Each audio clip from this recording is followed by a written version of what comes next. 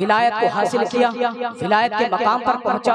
कोई माँ के सिकम से विलायत लेकर के आया, लेकिन अल्लाह अल्लाह मेरे गौसे पाक फरमाते हैं ना मुझे माँ के पेट से विलायत मिली, ना दुनिया में आने के बाद विलायत मिली। अरे अब्दुल कादिर को ना दुनिया से मिली, ना माँ के पेट से मिली। अब्दुल कादिर को विलायत आलम अरवा से मिली, आलम अरवा से मिली। नाना को आलम अरवा से नबुव्वत मिली, बेटे को आलम अरवा से विलायत मिली। ये मकाम गौसे पाक है। और बताने के लिए और ऊपर ले चलता हूँ ताकि समझने में आसानी हो। हजरत इब्राहिम अलैहिस्सलाम के दो बेटे, एक हजरत इस्माइल अलैहिस्सलाम, एक हजरत इसहाक अलैहिस्सलाम। बड़े बेटे हजरत इस्माइल अलैहिस्सलाम, छोटे बेटे हजरत इसहाक अलैहिस्सलाम। लेकिन हुआ क्या, अल्लाह ने इस्माइल की नस्ल को खामोश रखा, यानी कोई मशहूर नबी हजरत इस्माइल की नस्ल में पाई खामोश रखा। लेकिन हजरत इसहाक की नस्ल में हजरत याकूब, हजरत यूसुफ, हजरत उज़ैर, हजरत मूसा, हजरत ईसा नबुव्वत के डंके बज रहे हैं। किसकी नस्ल पर? हजरत इसहाक छोटे साहबजादे पर। बड़े की नस्ल खामोश, बड़े की नस्ल खाली। लोगों ने तो ये सोचा, कहने वाले ने तो ये कहा होगा कि इस्माइल को कौन जानेगा, इस्माइल को शायद ही दुनिया में कोई पहचान पाएगा। लेकिन अल्लाह ने ऐसा करम फरमाया, इस्माइल पर ऐसा करम फरमाया, एक ही अता किया, इमामुल अंबिया अता किया, ताजदार अंबिया अता किया। जब हजरत इस्माइल की नस्ल पर, हजरत इस्माइल की नस्ल से मोहम्मद अरबी को, हमारे आका दो जहां को, अब्दुल्ला के चाँद को, आमना के लाल को पैदा किया, पूरी दुनिया इस्माइल के डंके गाती है नजर आता है। नारे तकबीर, नारे रिसालत, उलमाए अहले सुन्नत। औलिया अल्लाह ला खौफुन अलैहिम वला हुम यहज़नून। सदक़ल्लाहु मौलाना अज़ीम। आइए सबसे पहले यासीन तोहा, मुज़म्मिल मुद्दस्सिर, महवा मलजा मुर्तजा मुजतबा, आका इनामदार, मदनी ताजदार, दोनों आलम के मालिको मुख्तार, नाइबे परवरदिगार, जनाबे अहमद मुजतबा मोहम्मद मुस्तफ़ा सल्लल्लाहु ताला अलैहि वसल्लम की बारगाह में अक़ीदत के साथ एक मरतबा दुरूद पाक पढ़ें। अल्लाहुम्मा सल्ली अला मुहम्मद सल्लल्लाहु अलैहि या रसूल अल्लाह सल्लल्लाहु अलैहि या रसूल अल्लाह। आवाज़ थोड़ी सी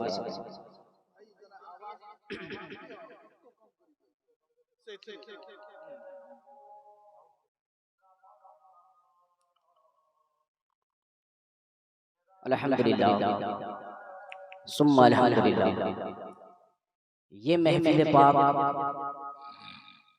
हर साल मनाई जाती है जश्न गौसिया के नाम, और मेरी तकरीर का उन्वान भी कुछ ऐसा ही है। मेरी तकरीर का उन्वान इसी पर है। गौसे पाक रज़ियल्लाहु ताला अन्हु की शान तो सब जानते हैं। हर शुअरा, हर नात ख़्वां, हर मुकर्रिर अपने अपने अंदाज में सरकारे गौसे पाक की शान बयान करता है। क्योंकि अल्लाह रब्बुल इज़्ज़त ने पीराने पीर बहुत बुलंद मर्तबा अता किया, बहुत बड़े मकाम पर हुज़ूर गौसे पाक को रखा गया है। गौसे पाक की शान बहुत बुलंद। मैंने आयत करीम की तिलावत का शरफ हासिल किया जिसमें खल्लाक़ कायनात इरशाद फरमाता है, खबरदार अल्लाह के वली को ना कोई खौफ है और ना कोई गम। वली कौन है? वली कौन है? जिन्हें किसी चीज का खौफ नहीं, न वो किसी चीज से गम खाते हैं, गमज़दा होते हैं। ये कौन सी जमात है? पूरी दुनिया में अगर देखा जाए, चाहे मालदार हो, ताकतवर हो, गरीब हो, कमजोर हो, मर्द हो, औरत हो, जिन हो या कोई और मखलूक हो, हर कोई हर किसी से डरता हुआ नजर आता है। लेकिन ये एक ऐसी वाहिद जमात है जो किसी से नहीं डरती और न ही किसी चीज के लिए गमज़दा होती है। बात क्या है? अल्लाह ने इन्हें ये मकाम कैसे अता किया? ये जमात कैसे बनी? कोई बड़ी बात नहीं है, कोई बड़ी बात नहीं है। इसलिए क्योंकि ये जमात सिर्फ एक से डरती है, हर एक से नहीं। एक से डरती है, हर एक से नहीं। और पूरी कायनात में जितनी मखलूक है, हर एक से डरती है, उस एक से नहीं। फर्क बस इतना है। और जब कोई बंदा उस एक से डरना चालू कर दे, फिर खल्लाके कायनात उसे भी विलायत अता कर देता है। इसलिए कि दुनिया में अल्लाह ने दो शहबत अता की, एक शर्मगाह की, एक ज़बान की। जो इन दोनों को शिकस्त दे दे, जो इन दोनों पर फतेह पाले, अल्लाह उसे विलायत अता कर देता है। वली वही है। और हमारा आलम यह है कि हम हर एक से डरते हैं सिवाय उस एक से। ये जमात है औलिया अल्लाह की, अल्लाह के प्यारों की, महबूबों की।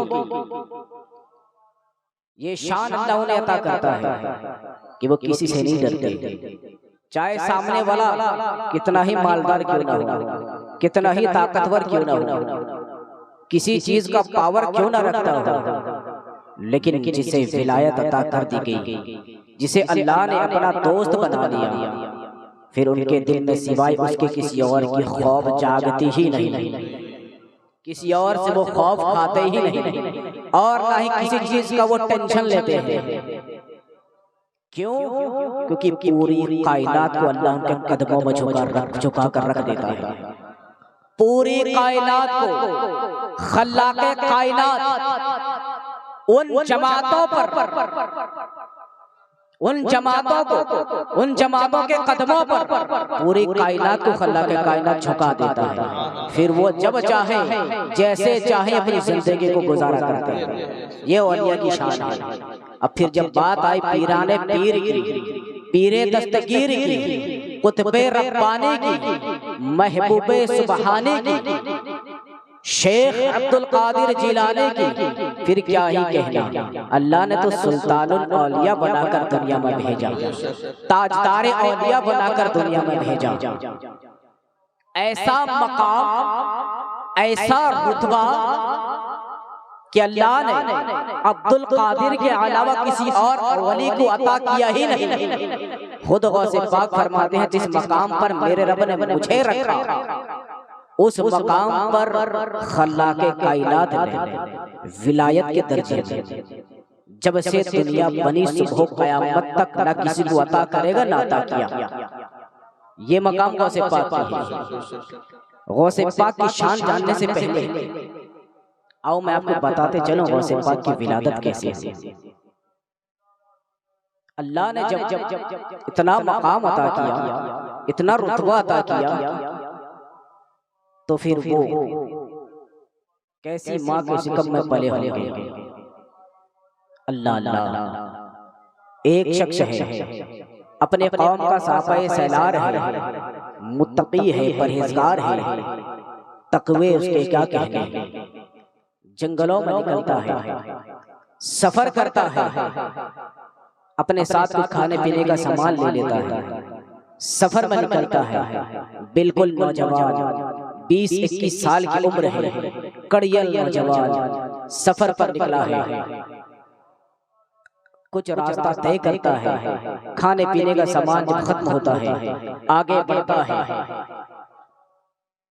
जब प्यास की शिद्दत लगती है तो दरियाओं से पानी पी लिया करता था। लेकिन जब भूख की शिद्दत लगी, जब भूख पेट पर दस्तक देने लगी, आंखों तले अंधेरा छाने लगा, जिस्म कमजोरी महसूस करने लगे। अब परेशानी के आलम में इधर उधर खाना तलाश करता है, लेकिन कुछ मिलता नहीं। सफर जारी है, चलते चलते कुछ रास्ता ही तय करता है कि एक खजूर का दरख्त नजर आता है। खजूर के दरख्त को देखता है खुश होता है, लेकिन अंदर से तकवे ने आवाज दिया, खबरदार खबरदार, हाथ ना लगाना, इसलिए कि ये तेरा नहीं है, बल्कि फतवा तो ये कहता है कि खा ले, फतवा तो ये कहता है खा लेने से भी कोई हरज नहीं, लेकिन तकवे को सलाम। आगे बढ़ने लगता है, भूख की शिद्दत है, भूख की तड़फ है, आंखों तले अंधेरा है, जिस्म में ताकत नहीं, पैर लड़खड़ा रहे हैं। आगे का सफर भी उसके लिए तय करना मुश्किल है, लेकिन चलता जाता है, चलता जाता है। फिर देखता है क्या एक मरी हुई चिड़िया नजर आती है। फिर वहाँ फतवा भी यही कहता है कि अगर ऐसी जगह कोई मौजूद है जहाँ खाने पीने की कोई चीज ना हो और भूख इस आलम में हो कि अगर खाना ना मिले जान जा सकती है, तो उस मरे हुए जानवर को भी भून कर कितना खा सकता है जितने में अपनी जान बचा सकता है। ऐसा नहीं कि पूरा पेट भर के खाए। फतवे ने तो इजाजत दे दिया, लेकिन तकवा अंदर से आवाज देता है, खबरदार, अल्लाह देख रहा है, खल्लाके कायनात देख रहा है, खल्लाके कायनात देख रहा है। वो कड़ियल नौजवान आगे का सफर तय करता है और आगे चलता है।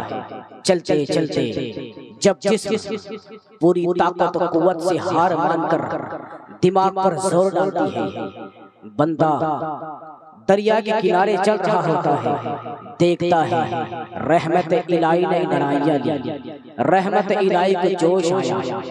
देखता है एक लाल सुर्ख सेफ उसकी तरफ पानी के तह से बहते हुए आ रहा है।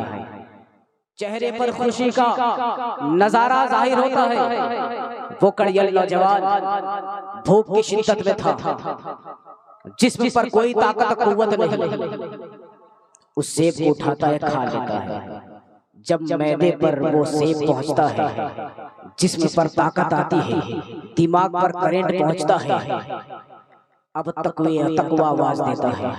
अब बंदा परेशान होता है, क्या अल्लाह ये मैंने क्या कर दिया, ये मैंने क्या कर दिया। जबकि फतवा तो कहता है खा लिया भी तो कोई हर्ज नहीं, लेकिन तकवे को सलाम, उस नौजवान के तकवे को सलाम।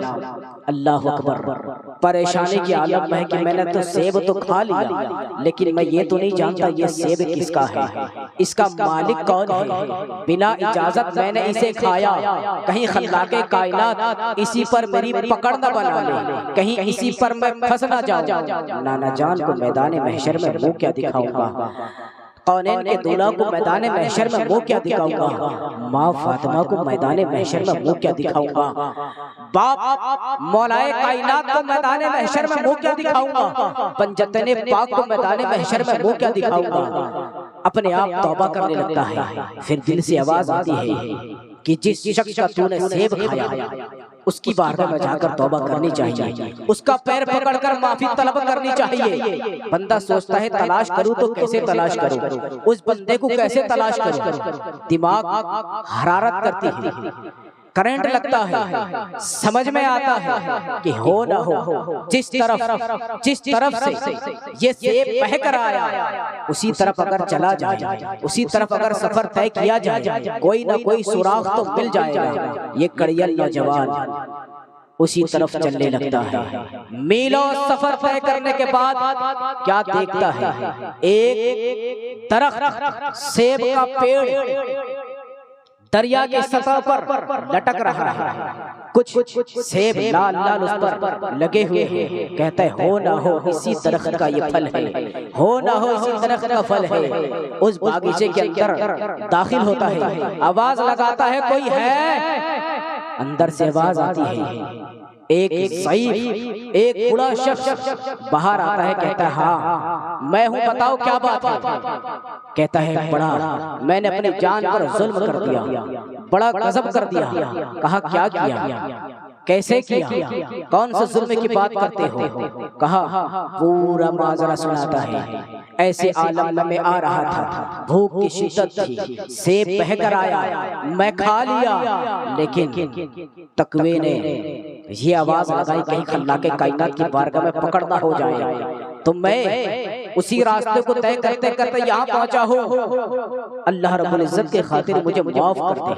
अल्लाह अकबर। उस ज़ईफ की आंखें उस नौजवान को देखती रह गई। ऐसा लगता था उस बुजुर्ग की, उस ज़ईफ की, उस बूढ़े की बरसों की तमन्ना आज पूरी होती हुई नजर आई, बरसों की खोज आज पूरी होती हुई नजर आई। कहता है ये कड़ियल नौजवान ना करता गुनाह के लिए, एक ना करता गुनाह के लिए इतना तकवा, इतनी परहेजगारी, इतना खौफ इलाही। कहता है तूने गुनाह तो किया है, मैं तुझे ऐसे माफ नहीं करूंगा, कुछ मेरी शर्त है, अगर मानेगा तो माफ कर दूंगा। कहा क्या करना है? नौकर बनाना है बना ले, झाड़ू लगवाना है लगा ले, बागीचे से खिदमत करवाना है करवा ले, जो कुछ करवाना है करवा ले, लेकिन अल्लाह के कायनात के वास्ते मुझे माफ कर दे। वो बुजुर्ग कहता है, वो बुजुर्ग कहते हैं कि ये सब नहीं करना है, तुझे मेरी बेटी से निकाह करना है, तुझे मेरी बेटी से निकाह करना है। कहा तैयार हूं, कहा पूरी बात तो सुन ले, कहीं ऐसी ना हो, कहीं ऐसा ना हो कि तू बाद में कहे कि तूने कहा नहीं और ऐसी खातून को, ऐसी बीवी को मेरे गले डाल दिया। कहा क्या बात है? कहा सुन, मेरी बेटी दोनों आंखों से अंधी है, मेरी बेटी दोनों कानों से बहरी है, मेरी बेटी दोनों हाथों से लूली है, मेरी बेटी दोनों पांवों से लगड़ी है। बंदा तो हैरत में पड़ा, सोच में पड़ा, खामोश हो गया। अगर कोई हम में से कोई वहां मौजूद होता, कहता है ये बूढ़ा सठिया गया है, एक नाकर्ता गुनाह के लिए मैं आया और ये अपनी ऐसी मासूर बेटी को मेरे गले डाल रहा, जुबान से गूंगी हो, दोनों कानों से बहरी हो, दोनों आंखों से अंधी हो, वो वहां से हट जाएगा। लेकिन खौफ इलाही उस नौजवान पर ऐसे छाई, उसके दिल में खौफ इलाही ऐसे ऐसे कष्ट कर रहा था, वो उस पर राजी हो जाते हैं। कहा चलो माना, मैं तेरी बेटी से निकाह करने तैयार हूँ, लेकिन वादा कर निकाह करने के बाद माफ कर देगा। कहता है निकाह कर ले, माफ कर दूंगा। निकाह होता है। अब जब ये कमरे पर दाखिल होने जाता है, सोचता है कि दोनों कानों से बहरी है, आंखों से अंधी है, जबान से गूंगी है, ना ये कुछ समझेगी ना ये कुछ जवाब दे पाएगी, लेकिन सलाम करना तो मुस्तफा जाने रहमत की सुन्नत है, सलाम करना तो मेरे आका की सुन्नत है, मैं कर देता हूँ, जवाब देना ना देना उसका काम। ये नौजवान जैसे सलाम करता है, वो महज़बीन और शक्लो सूरत वाली, वो बड़ी हसीनो जमीन खातून खड़ी होकर के जवाब देती है, हैरान होता है, कहता है कि कहीं मैं दूसरी जगह तो नहीं आ गया, दूसरे कमरे पर तो नहीं आ गया, दूसरी बीवी के पास तो नहीं आ गया। भागता है, उस बुजुर्ग के गिरेबान को पकड़ता है, कहता है अब बस बहुत हो गया, बहुत हो गया, मैंने तेरा सब कुछ देख लिया, ये क्या करने जा रहा था, एक ना करता गुनाह के लिए मैंने तेरी सारी शर्तों को माना, अब अगर ये गुनाह मुझसे हो जाता, बता मैं किसे मुंह दिखाता, बता मैं अपने नाना जान को क्या मुंह दिखाता, खल्ला का कायनात की बारगाह में कैसे खड़ा होता। कहता है बात क्या है? कहा तूने तो कहा था तेरी बेटी दोनों आंखों से अंधी है, जबान से गूंगी है, दोनों पैर से लगड़ी है, दोनों हाथों से लूली है। अल्लाह अल्लाह ये क्या? मैं जब सलाम किया बड़ी मीठी आवाज में, बड़ी बड़ी सुरीली आवाज में, बड़ी हसीनो जमीन, ऐसा लगता था जैसे हूरों ने अपने मुकद्दस हाथों से सवारा हो, ऐसा लगता था जैसे हूरों ने उसकी जीनत की हुई हो, इतनी खूबसूरत इतनी प्यारी आवाज से उसने सलाम का जवाब दिया। अरे ये तू क्या कर रहा था? ये किसकी जो है किसके मकान पर भेज दिया, किस बीवी के पास भेज दिया? अल्लाह अल्लाह इतना कहता है, वो बुजुर्ग कहते हैं, अब्दुल्ला सोमई कहते हैं, अब्दुल्ला सोमई कहते हैं ऐ नौजवान वही मेरी बेटी है। कहा तूने तो ये कहा था, उसकी तारुफ तो इस तरह बयान किया था ये क्या है? कहते हैं मैं इसलिए कहा था, दोनों आंखों से अंधी इसलिए कहा था कि मेरी बेटी पूरी जिंदगी में कभी हराम देखी नहीं। मेरी बेटी लोली मैंने इसलिए कहा कि पूरी जिंदगी में अपनी हराम की तरफ कभी उसने हाथ बढ़ाया नहीं। मैंने लंगड़ी इसलिए कहा कि अपनी पूरी जिंदगी में हराम की तरफ वो कदम बढ़ाया नहीं। मैंने पहली इसलिए कहा कि अपनी पूरी जिंदगी में उसने कोई हराम चीज सुना नहीं। गूंगी इसलिए कहा पूरी जिंदगी में किसी हराम चीज, हराम बातें उसने अपनी ज़बान से निकाला नहीं। अब्दुल्ला समई कहते हैं, ऐ नौजवान, जब मैं गुनाह करता गुनाह के लिए खौफ इलाही तेरे सीने पर देखा, तेरे चेहरे पर वो डर देखा, अल्लाह अकबर, मैं समझ गया मेरी बेमिसाल बेटी के लिए ये बेमिसाल नारे तकबीर, नारे रिसालत, या गौसे आज़म कॉन्फ्रेंस, सुभान अल्लाह। जिसकी माँ सैयदा ताइबा ताहिरा आबिदा ज़ाहिदा हजरत उम्मुल खैर हो और जिसका बाप अबू साले जंगी दोस्त हो, तो जब इन दोनों अनमोल रत्नों का मिलन होता है तब जाकर पीराने पीर का जन्म होता है। सुभान अल्लाह। आका हज़रत कहते हैं, वाह क्या मर्तबा ऐ हौसले बाला तेरा, ऊंचे ऊंचों के सरों से है कदम आला तेरा। ये गौसे पाक की शान है। गौसे पाक रज़ी अल्लाह तआला की विलादत से पहले हजरत अबू सालेह जंगी दोस्त कहते हैं, मैं सोया हूँ, ख्वाब में देखता हूँ, क्या देखता हूँ, अंबियाओं की बारात आई हुई है, अंबियाओं के झुरमुट में कौनैन के दूल्हा इमामुल अंबिया सुल्तानुल अंबिया आमना का लाल, फातिमा का बाबा जान, हसनैन करीमैन का नाना जान, अब्दुल्ला का जान तशरीफ लाया है, तशरीफ लाया है और कह रहा है, ऐ अबू सालेह, ऐ अबू सालेह, तुझे मुबारक हो, तेरे घर अब्दुल कादिर आ रहा है, तुझे मुबारक हो, तेरे घर ऐसा वली आ रहा है जो मकाम मेरे रब ने मुझे अंबियाओं में अता किया, वो मकाम उसे औलिया में अता किया। सुभान अल्लाह। ये गौसे पाक की शान है। हुजूर गौसे पाक की शान, हुजूर गौसे पाक की विलादत की खबर कौन दे रहा है? कोई ऐसी वैसी जात नहीं, इमामुल अंबिया की जात दे रही है। और ऐसे नहीं अंबियाओं की झुरमुट में तशरीफ लाया जा रहा है। और अब्दुल कादिर जिलानी बेटे अब्दुल कादिर जिलानी की आमद की खुशखबरी उनके बाप अबू सालेह को दी। ये शान हुजूर गौसे पाक रज़ी अल्लाह तआला अन्हु की है। अब आगे बढ़े, मैं बताता चलूं, हुजूर गौसे पाक को ये मकाम ऐसे नहीं मिला। आप समझते होंगे हुजूर गौसे पाक को ये मकाम ऐसे ही मिल गया। सरकार गौसे पाक रज़ी अल्लाह तआला फरमाते हैं कि मैं एक रास्ते से, एक सड़क से गुजर रहा था, एक फकीर से, एक आशिक से मुलाकात हो गई। उस आशिक ने कहा, अब्दुल कादिर इधर आओ। मैं करीब गया, कहते अब्दुल कादिर क्या बनना चाहते हो, आशिक या महबूब? क्या बनना चाहते हो, आशिक या महबूब? कहते हैं फर्क क्या है, आशिक बनने में क्या फायदा, महबूब बनने में क्या फायदा?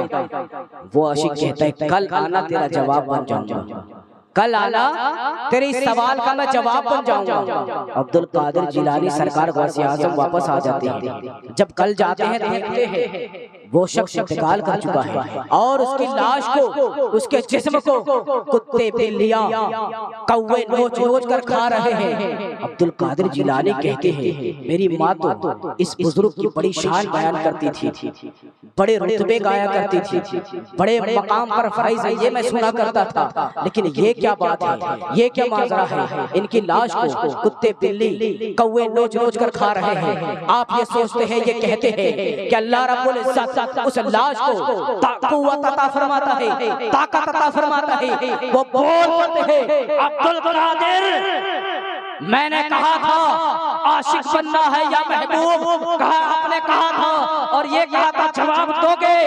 वो बुजुर्ग कहते हैं, वो आशिक कहता है कि मैंने जवाब देने का नहीं, जवाब बनने का कहा था। ये देख मैं जवाब बन गया। अगर आशिक बनेगा तो ये आलम होगा, महबूब बनने में फायदा है। इसीलिए कि महबूब ने नहीं चाहा कफन मिले, महबूब ने नहीं चाहा हुस्न नसीब हो, महबूब ने नहीं चाहा, महबूब ने चाहा कुत्ते बिल्ली नोच कर बोटियां खाए, महबूब ने चाहा परिंदे बोटियां नोच नोच कर खाए। अब्दुल कादिर आशिक नहीं महबूब बनने में फायदा है, लेकिन कुर्बान जाओ मेरे आका के उस साहबजादे पर, कुर्बान जाओ उम्मुल खैर के उस साहबजादे पर। अल्लाह अकबर। पीराने पीर कहते हैं कि महबूब में बनूंगा लेकिन बाद में पहले आशिक बनूंगा, पहले आशिक बनूंगा। दुनिया ने देखा 35 साल सरकार गौसे पाक बगदाद की जंगलों में घूमते रहे, इबादत करते रहे।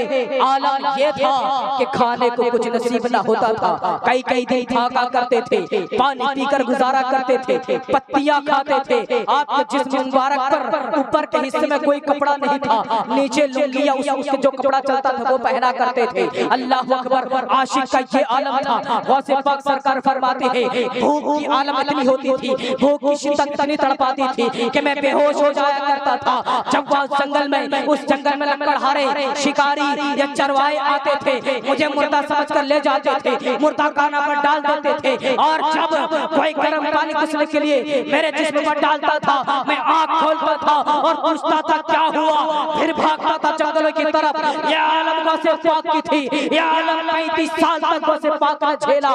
उसके बाद जब 35 साल मुकम्मल हुई, अल्लाह के कायनात ने आवाज दिया, आवाज आई, ऐ अब्दुल कादिर तुमने आशिक का मकाम पूरा किया, तुमने आशिक के मकाम को पूरा कर लिया।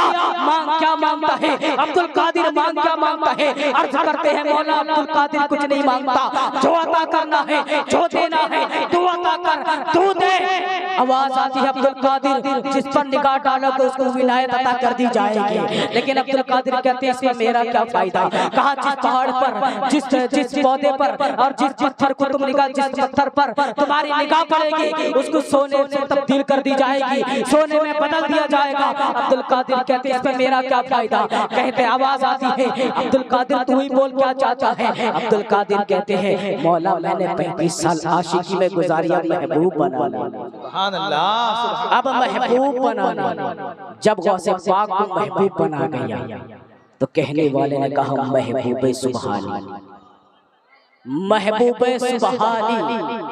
जब महबूब सुबहानी ने महबूबियत का मकाम हासिल किया, फिर क्या रुतबा है अब सुनते चलो। अब बात यहाँ से समझते चलो, पूरी तवज्जो मेरी तरफ रखें। गौसे पाक को जब अल्लाह ने महबूबियत का मकाम व रुतबा अता किया, आप देखते हैं मेरे आका गौसे पाक फरमाते हैं पूरी कायनात में नबूवत और पूरी कायनात में विलायत ये फैला दी गई, लेकिन अल्लाह ने जिन्हें विलायत अता की, जिन्हें वली बनाया अल्लाह ने। आज के दौर में तो लोग वली बना करके लेके आ जाके सामने लाकर खड़ा कर देते हैं, लोग अपनी तरफ से वली बनाते हैं और सामने खड़ा कर देते हैं। लोगों ने जिन्हें वली बनाया वो नहीं, अल्लाह के कायनात ने जिन्हें बनाया उनकी बात कर रहा हूं। अल्लाह ने जिन्हें विलायत अता किया, विलायत अता किया। विलायत किसमें जानते हैं? विलायत कैसी होती है जानते हो? अब्दुल कादिर को अल्लाह ने विलायत कैसे अता की और किस कदर अता की जानते हो? अल्लाह ने विलायत इब्राहिमी अता किया, विलायत मूसवी अता किया, विलायत यूसुफी अता किया, विलायत ईसवी अता किया, विलायत सुलेमानी अता किया, विलायत दाऊदी अता किया। बताने का मकसद क्या मतलब कि विलायत इब्राहिमी क्या है? अगर इब्राहिम का जलवा देखना चाहते हो तो उसे देखो, जिन्हें विलायत इब्राहिमी मिली तो इब्राहिम का जलवा नजर आएगा। अगर मूसा का जलवा देखना चाहते हो तो जिन्हें विलायत मूसवी मिली उन्हें देखो तो मूसा का जलवा नजर आएगा। अगर सुलेमान सलाम का जलवा देखना चाहते हो तो उन्हें देखो, जिन्हें विलायत सुलेमानी अता की गई तो हज़रत सुलेमान सलाम का जलवा नजर आएगा। अगर देखना चाहते हो यूसुफ का जमाल, यूसुफ का मकाम देखना चाहते हो तो विलायत यूसुफी की देख लो, जिसे विलायत यूसुफी मिली उसे देख लो, हजरत यूसुफ का जमाल नजर आएगा। हजरत ईसा का जलवा देखना चाहते हो तो उसे देखो, जिसे विलायत ईसवी मिली तो ईसा का जलवा नजर आएगा। हजरत दाऊद अलैहिस्सलाम का जलवा देखना चाहते हो तो विलायत दाऊदी देखो, जिसे विलायत दाऊदी मिली उसे देखो, दाऊद का जलवा नजर आएगा। लेकिन अब्दुल कादिर कहते हैं ऐ लोगों, जिस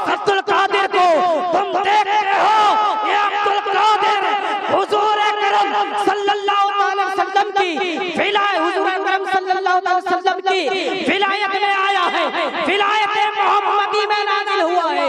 और अल्लाह किसी ना किसी हर किसी वली को किसी ना किसी नबी के कदमों पर रखता है। अब्दुल कादिर फरमाते हैं मेरे रब ने अल्लाह के कायनात ने अब्दुल कादिर को मोहम्मद अरबी के कदमों तले विलायत अता की। अल्लाह अकबर या रसूल अल्लाह जिंदाबाद जिंदाबाद अल्लाह अकबर। ये गौसे पाक की शान है। लोग समझते हैं ऐसे मिल गया और मिला तो फिर ऐसे वैसे नहीं मिला, पूरी विलायत को गौसे पाक के कदमों कब्जे में कर दिया गया। फिर वो जब चाहे जिसे चाहे विलायत अता करे, जिसे चाहे विलायत छीन ले। हक है। अब देखिए कोई वली माँ के पेट से बनकर आया, उलमा की तवज्जो चाहो, किसी वली को अल्लाह ने माँ के पेट से वली बनाकर भेजा। कोई दुनिया में गुनाहगार था, कोई शराब का ठेका चलाया करता था, कोई वांटेड था, लेकिन जब तौबा किया अल्लाह ने विलायत से नवाज दिया। कोई दुनिया में आकर विलायत को हासिल किया, विलायत के मकाम पर पहुंचा, कोई माँ के सिकम से विलायत लेकर के आया। लेकिन अल्लाह अल्लाह मेरे गौसे पाक फरमाते हैं ना मुझे माँ के पेट से विलायत मिली, ना दुनिया में आने के बाद विलायत मिली। अरे अब्दुल कादिर को ना दुनिया से मिली ना माँ के पेट से मिली, अब्दुल कादिर को विलायत आलम अरवा से मिली। आलम अरवा से मिली। नाना को आलम अरवा से नबूवत मिली, बेटे को आलम अरवा से विलायत मिली। ये मकाम गौसे पाक है। और बताने के लिए और ऊपर ले चलता हूँ ताकि समझने में आसानी हो। हजरत इब्राहिम अलैहिस्सलाम के दो बेटे, एक हजरत इस्माइल अलैहिस्सलाम, एक हजरत इसहाक अलैहिस्सलाम। बड़े बेटे हजरत इस्माइल अलैहिस्सलाम, छोटे बेटे हजरत इसहाक अलैहिस्सलाम। लेकिन हुआ क्या, अल्लाह ने इस्माइल की नस्ल को खामोश रखा, यानी कोई मशहूर नबी हजरत इस्माइल की नस्ल में पाई खामोश रखा। लेकिन हजरत इसहाक की नस्ल में हजरत याकूब, हजरत यूसुफ, हजरत उज़ैर, हजरत मूसा, हजरत ईसा नबुव्वत के डंके बज रहे हैं। किसकी नस्ल पर? हजरत इसहाक छोटे साहबजादे पर। बड़े की नस्ल खामोश, बड़े की नस्ल खाली। लोगों ने तो ये सोचा, कहने वाले ने तो ये कहा होगा कि इस्माइल को कौन जानेगा, इस्माइल को शायद ही दुनिया में कोई पहचान पाएगा। लेकिन अल्लाह ने ऐसा करम फरमाया, इस्माइल पर ऐसा करम फरमाया, एक ही अता किया, इमामुल अंबिया अता किया, ताजदार अंबिया अता किया। जब हजरत इस्माइल की नस्ल पर, हजरत इस्माइल की नस्ल से मोहम्मद अरबी को, हमारे आकाए दो जहां को, अब्दुल्ला के चाँद को, आमना के लाल को पैदा किया, पूरी दुनिया इस्माइल के डंके का भी नजर आता। अल्लाह नारे तकबीर, नारे रिसालत, उलमाए अहले सुन्नत, सुभान अल्लाह। ये हुजूर गौसे पाक की शान है। और समझिए हुजूर के भी दो बेटे, हुजूर के भी दो बेटे, एक इमाम हसन, एक इमाम हुसैन। एक इमाम हसन, एक इमाम हुसैन। किस एतबार से? गौसियत कुबरा के एतबार से। वरना हुजूर के बेटे तो हैं। गौसियत कुबरा के एतबार से दो बेटे, बड़ा कौन? हसन मुज्तबा, छोटा हुसैन मुज्तबा। बड़े की नस्ल में कोई इमाम नहीं। अच्छा ये भी मैं गौसियत कुबरा की इससे कह रहा हूँ, वरना तेरी नस्ल पाक में है बच्चा बच्चा नूर का, तू है ऐने नूर तेरा, सब घराना नूर का। अरे वो खानदान है, वो नस्ब है, उस नस्ब में पैदा हुआ हर एक बच्चा इमाम है। सरकार आला हज़रत फरमाते हैं, कहते हैं हदीस पाक है, सरकार आला हज़रत अपनी किताब में लिखते हैं, हुजूर फरमाते हैं, क्या फरमाते हैं कि जब भी मेरी औलाद सामने मौजूद हो, उन्हें पीछे करके तुम इमामत ना करो, बल्कि उन्हें आगे करके तुम पीछे आओ। अगर तुम उन्हें पीछे करके आगे बढ़े तो अल्लाह का कायनात तुम्हें दुनिया व आखिरत में रुसवा कर देगा। ये शान है बुजुर्गों से पाक, ये शान है सरकारे दो आलम सल्लल्लाहु अलैहि वसल्लम के खानदान की। गौसियत कुबरा के एतबार से कह रहा हूं, इमाम हसन की नस्ल में कोई इमाम नहीं, पूरी नस्ल खाली। तवज्जो फरमाऊंगा बिल्कुल माए इकराम से, पूरी नस्ल खाली। लेकिन बात आई छोटे की, इमाम हुसैन मुज्तबा की। आपके नस्ल में इमाम ज़ैनुल आबिदीन इमाम, इमाम बाकर इमाम, इमाम जाफर सादिक इमाम, इमाम अली रज़ा इमाम, इमाम मूसा कासिम इमाम, इमामत के डंके बज रहे हैं, विलायत के डंके बज रहे हैं। बड़े की नस्ल खाली, छोटे की डंके बज रहे हैं। लेकिन फिर रब ने ऐसा करम फरमाया, हसन की औलाद में, हसन की नस्ल में एक पैदा किया, वहां पैदा किया था इस्माइल की नस्ल पर इमामुल अंबिया बनाकर भेजा। यहाँ जब पैदा किया इमामुल आलिया अब्दुल कादिर बनाकर भेजा। सुभान अल्लाह, सुभान अल्लाह। बात समझ में आई? ये गौसे पाक की शान है। अल्लाह ने ये मकाम अता फरमाया। सरकार गौसे पाक की ज़ात कोई आम ज़ात नहीं है। सरकार गौसे पाक की ज़ात बहुत बुलंद वाला है, बहुत पावरफुल है। इसलिए कि अल्लाह रब्बुल इज़्ज़त ने गौसे पाक को वो मकाम अता किया।